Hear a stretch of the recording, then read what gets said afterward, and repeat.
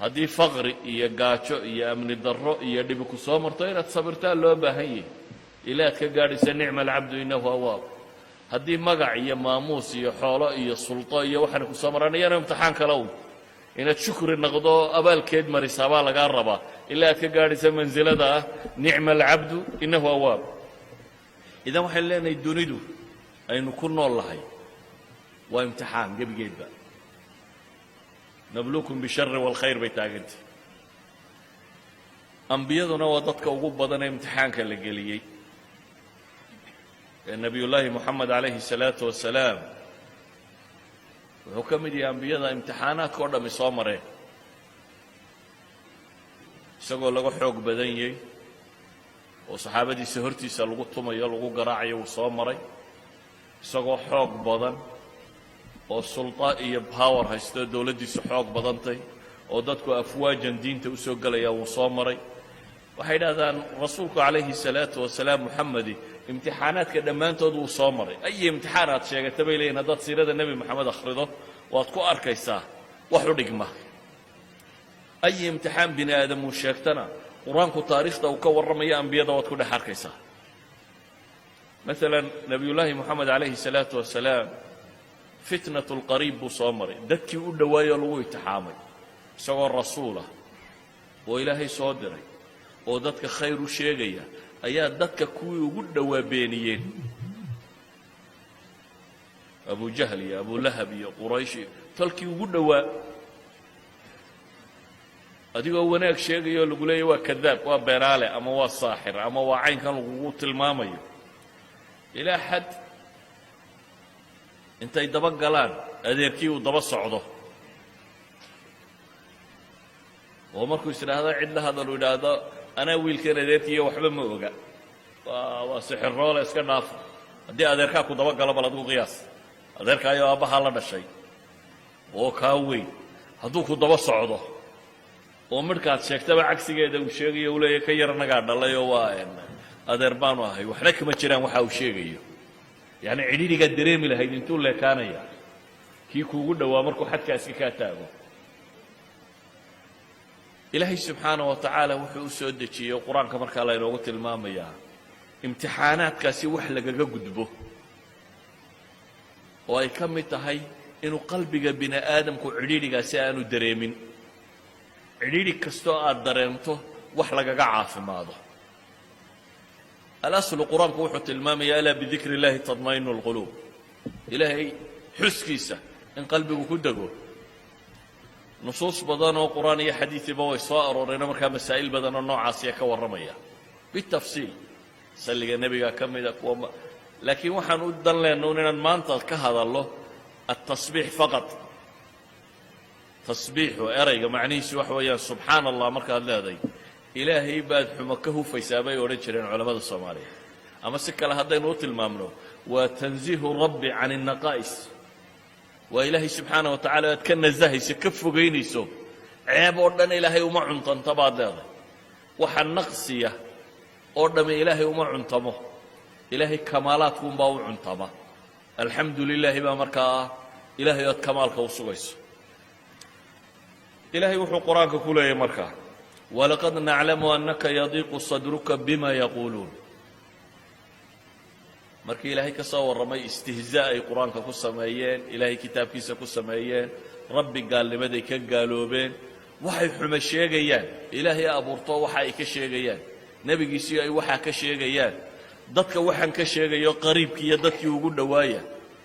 ayaa ilaahay wuxuu leeyay fii suurati alxujaraat walaqad naclamu annaka yadiiqu sadruk waa ognay baa ilaahay yidhi in laabtaadu cidhiidhiyoomayso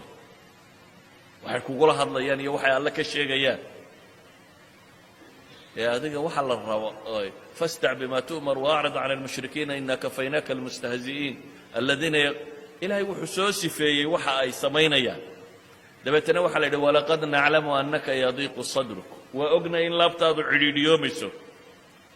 ee fasabbix bixamdi rabbik wa kun min asaajidiin fasabbix tasbiixso ilaahay xumo ka huf multabisan bixamdi rabbik adigoo ku maraya amase ku dheehaya alle ammaantiisa wakun min asaajidiin inta sujuudaysa ilaahay fooda dhulka u dhigaysana ka mid noqo culammadu waxay yidhaahdaan maxaa diiqu sadri inta laga warramay loo yidhi fasabbix waxay yidhahdaan huwa tiryaaq waa dawaa'un yustashfaa bihi waxa lagu caafimaadaya waxa weye markii xanuunka loo sheegayo dhibta haysata ayaa ilaahay yidhi sidaa yeel sida nebiga la yidhi yeel bay culammadu leeyihiin waa sida laabtu ku caafimaado walidaalika baa qur-aanka meelo badan waxaa ku soo arooray qad naclamu inahu layaxzunuka aladii yaquuluun ama falacallaka taarikun bacdu maa yuuxaa ilayka wadaa'iqun bihi sadruka an yaquuluu lowlaa unzila calayhi kanz aw jaءa macahu malak falacallaka baaqicu nafsaka calى aahaarihim in lam yuuminuu bihada alxadiidi asafa aayaad badan baa soo arooray oo nebiga calayhi الsalaatu wasalaam dadaalka uu diinta u hayay iyo dhibta lagala hor yimi iyo cidhiidhiga uu dareemayo wada tilmaamaya idan waxay culammadu leeyihin cidhiidhigaa waxa lagaga baxaa laabta qofku ay saafi noqotaa qalbigiisa ay طmi'naanku galaa raaxatu اlbaali wanafsi uu ku helaa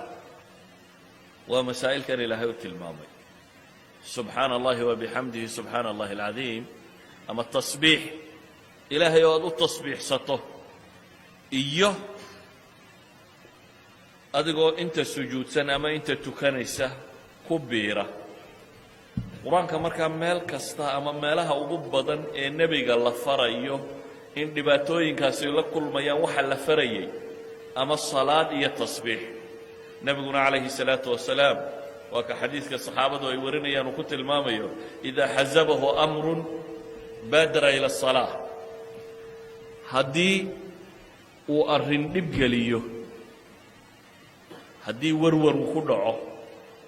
haddii uu wax mashaakila la kulmo baadara ila الصalaaة baa la yidhi nebigu calayhi الsalaatu wasalaam salaadduu u degdegi jiray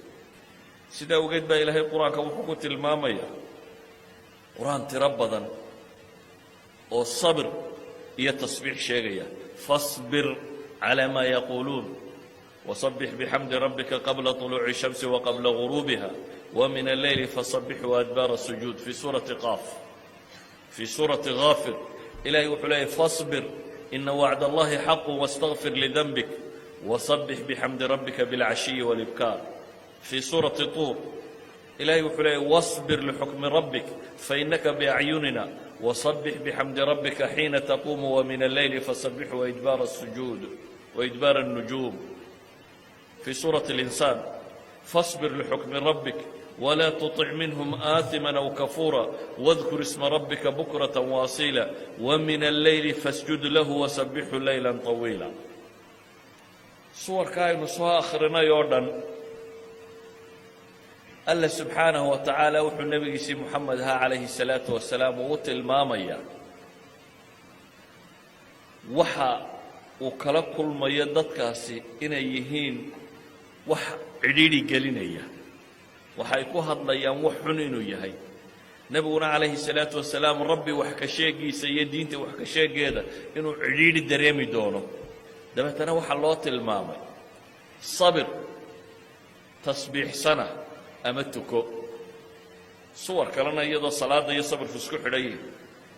waاstaciinuu biالsabri wالsalaaة ilaahay uu ku tilmaamayo waa soo aroortay